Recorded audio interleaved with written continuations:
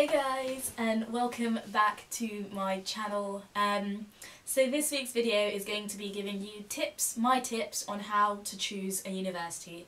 It's that time of year again when thousands of students are going around to universities wondering what they want to do next after their college education or their A-levels, and they're just trying to find the right uni for them. So I went through this experience 4 years ago now. Wow, that's a long time.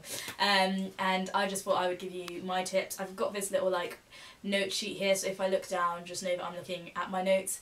Literally yesterday, I gave a tour to some prospective students. On Saturday I was working at the open day, and just seeing all these students reminded me of how lost I was. So I'm an only child, so it was like me and my mum were going through the process on our own for the first time, and for the only time really, because I'm now done. But yeah, there are many people that may be a bit lost at this point in time, and I just thought I would help you guys with what I learnt through my search. So let's just get into it. So you want to find a uni, and you've decided you want to go to uni, but before you even think about universities, you first want to find a course. So think about what subjects you may be enjoying at the moment, what would you really want to pursue in the future, what sparks an interest in you. So yeah, number one, pick a subject. Find a course that's right for you. Find something that will make you happy, not something that will please your parents. Also, obviously you want to make your parents happy too, but don't just pick your degree based on what your parents want. You really want to be happy with your subject, because you're going to be studying this for 3 or 4 years, and at a very tough level, a high advanced level. So you want to have something that will genuinely spark an interest in you, that will stimulate you to work harder. I really love my French modules this year, and that's really pushing me. I'm like, oh wow, I'm actually interested. It makes you want to work more, if that makes sense. So you want a subject that will make you happy. So that's number one.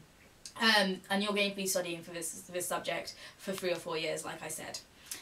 So once you've got your subject, then you can start thinking of unis. So number one, you want to think of what kind of uni would you want to go to? Would you want to go to, this was not on my notes, I've just remembered this, so thank you to my mind. So you want to decide whether you want to go to a city uni or a campus uni. So I'm at the University of Kent, and Kent is a campus uni, whereas we've also got the University of Canterbury Christ Church in Canterbury, and that's a city uni. So you just wanted to see which one you might be more attracted to. I personally wanted a campus uni just because it means everything is enclosed in one campus, and it means I can still go into town like I go into town to do my shopping, but it just means in terms of all my lectures and my studying and most of my social stuff as well, it's all on campus. So campus, I can walk from one end to the other in about 25 minutes, and it's just nice not having to get a bus around town for one lecture to the next. Whereas some people really like that, and it means they get to know more of the city that they're in. So just really think about you and what it is you would like. So number one decision, city or campus uni. And so then also, whilst you're doing that, so now you've picked your course, you also want to find universities that offer that course. So for me, I'm studying French and computing. As you can imagine, not many universities offer that degree. In fact, Kent was the only university that offered that degree. So you found your course, you want to find a university that offers your course. So everywhere else I was applying for French and Mandarin, and lots of universities offered that, and then I just had to find unis that offered my courses. Oh wow, I'm really babbling today. And so then once you've found universities that offer your course, you want to find that course structure. Also, so a couple of useful websites for finding universities that offer your course. Number one, watchuni.com, and number two, unifrog.com. I personally use Unifrog. I think you have to sign up for a membership or whatever. I don't think it's free, but you have to create a login and stuff. So I'll put both links in the description bar below, and you can check them out for yourself. But I personally found Unifrog very useful. So I just typed in what course I was planning to study. It would give me a list of all the universities that offered that course, how many years, and a bit about the course as well. And then I would further, so after I've done that, after I've got a list of maybe 10 unis at the moment, so you have 5 choices. Well, I had 5 choices, I don't know if it's still the same. And so you now want to, you've got a good 10, let's say, and now you want to narrow it down to your 5. So then I would go on to the different university websites and check out these courses. And courses and universities teach courses very differently. So some may be more coursework based, some may be more exam based, and some may be a bit of a mix. So it's really down to your strengths. So personally, I wish I had done more of this. For computing, I was just so set on Kent because it was the only university that offered French and computing. But yeah, for French and Mandarin I kind of looked into it a bit more. So I would look at coursework. How much coursework do they have? Because I am personally stronger at coursework than exams. So I was looking for ones that didn't have that many exams.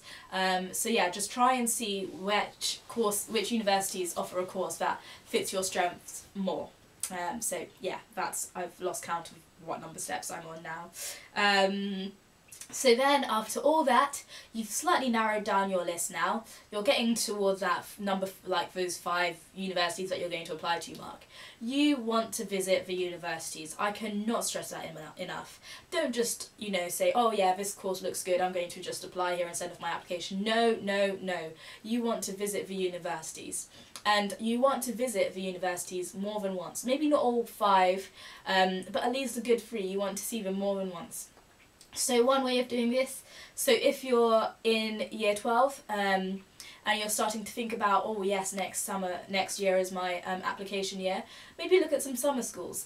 So I did Nottingham Summer School, and that was really good and really insightful. So summer schools are just a week on campus, and you get to try out some like potential lectures, you get to live in university accommodation, you get to meet some current students, and you get to really just experience the university feel without being at university. So you can see whether you would feel comfortable there. You can get to speak to previous students, and I just really liked the experience. I really enjoyed my time at Nottingham Summer School, and I ended up applying to Nottingham. It was my insurance choice, and yeah, so summer schools are one really handy way of getting to know a university and visiting it. Number 2, open days. So go to open days. So funny story, I absolutely did not like Kent on my open day. Everything just went wrong. So number 1, we missed our train. And then number 2, I think it was raining. Number 3, we got there late. So open days are actually really chill. So I work open days now. I'm a student ambassador and I work at open days. But what we didn't realise is that you could, you know, kind of just guide yourself around. I think we also missed a talk that we really wanted to go to, and then we realised it was later anyway. There was another one later anyway, so that was fine. But yeah, open days are just really chill, so regardless of whether you do arrive late, you know, you just get to see the campus freely. But we were expecting more guided tours, and that's not really what open day was about. So yeah, we didn't enjoy our experience of Kent on our open day, and we just thought, oh yeah, no, you're not coming here.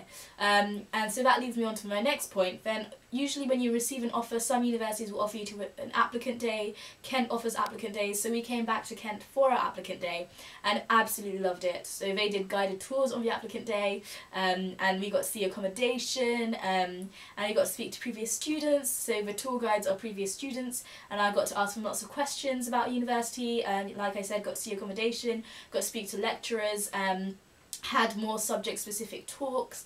It was just really amazing, and I absolutely fell in love with Kent at the applicant day. However, had I just gone off that open day, I probably wouldn't have applied to Kent, and I wouldn't be at Kent now. So it's really important that you visit the universities more than once.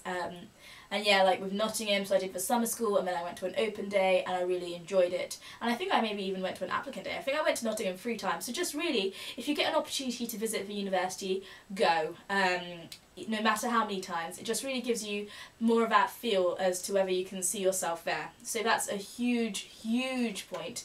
Can you see yourself at this university for 3 or 4 years? And some of the universities I visited, you know, I just visited them, I looked around and I said, oh, no, it's great for other students, but it's not for me. I can't see this as my home for 3 or 4 years. And I just knew that I didn't have to apply there because I wasn't going to apply there because I just couldn't see myself there. So when I went to visit Kent, I was like, oh, you know, I can see myself living here, and I'm doing a 4-year course, I've got a year abroad. Can I imagine myself going abroad and then coming back? So yeah, just make sure you can see it as a home. Visit some accommodation. Do students look happy in their accommodation? Speak to students. Really ask lots of questions to any professors you may meet, any students you may meet. Yeah, just make sure that you can see yourself living there. That was the best piece of advice someone gave me. So now I am giving you that advice. Sorry, my battery was dying, but it's okay because I'm nearly done. So finally, you just want to observe students. Do the students look happy? Are they happy to be there? You also want to check out what the university has to offer. Check out outlets such as coffee shops, restaurants, bars, clubs, all those kind of things. Especially if you're in a campus uni, you want to make sure that, yeah, you're going to be living on campus in your first year most likely, and you just want to make sure that the campus has a lot to offer you. Check out their student union, what do they do for students. You just really want to make sure you're getting your 9 grand's worth, and that you're going to be happy there. Because university is an experience, it really shapes you, it grows you, and you just want to make sure that you're making the most of, you're going to be able to make the most of that experience. So yeah, I think that's all I've got for you guys today. Please feel free to ask me any questions in the comments below. Alternatively, you can find my Instagram in the description below, and feel free to just message me any questions you may have.